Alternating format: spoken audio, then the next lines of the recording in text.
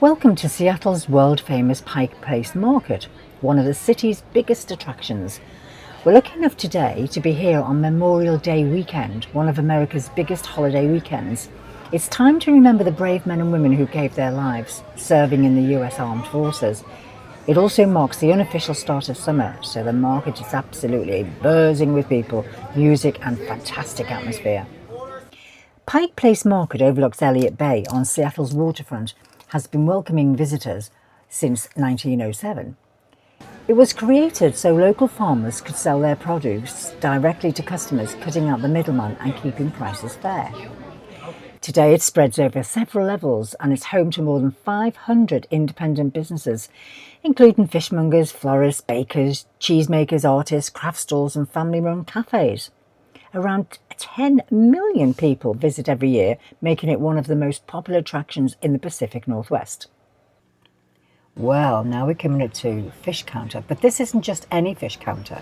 It all started back in 1980s when one of the staff decided it was quicker and a lot more fun to throw a fish across the counter instead of walking it over. The customers loved it, the crowds gathered, and before long it became one of Seattle's most famous traditions.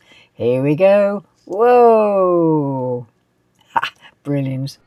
One thing that really caught my eye was the inside flower stalls in the inside market. It's peony season and they are absolutely gorgeous. Massive blooms in pink, coral, white and deep burgundy, all beautifully arranged and surprisingly affordable at £13 a bunch. I mean, look at them, they're gorgeous.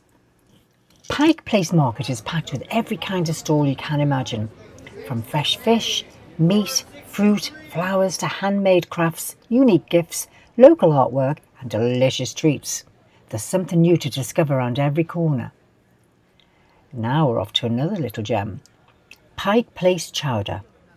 Now this place has won national awards and judging by the queue on the right, everyone knows it. People were happily standing in line waiting for a bowl. Now I've never had chowder before. After tasting it, I completely understood why. It's gorgeous. You have it served inside a warm sourdough bread bowl.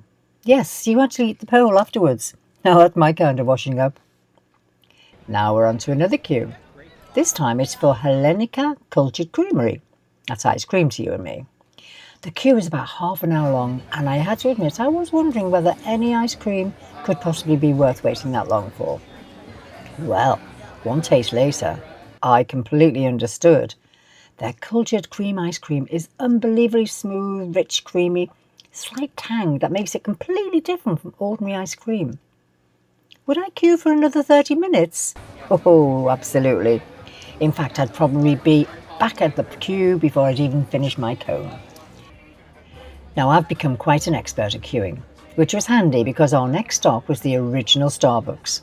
This is where it all began in 1971, when the very first Starbucks store opened right here in Pike Place Market. People come from all over the world just to visit this little shop where one of the world's biggest coffee companies first started. The funny thing is, after queuing for chowder, queuing for ice cream, and now queuing for Starbucks, I think I've spent more time standing in lines than actually walking around Seattle.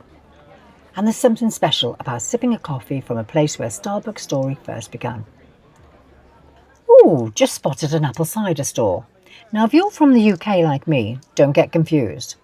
Back home, if somebody offers you a cider, you're usually expecting an alcoholic drink. Here in America, apple cider is often simply fresh apple juice, sometimes still, sometimes sparkling, and completely non-alcoholic. If you actually want an alcoholic version in the USA or Canada, you normally ask for hard cider.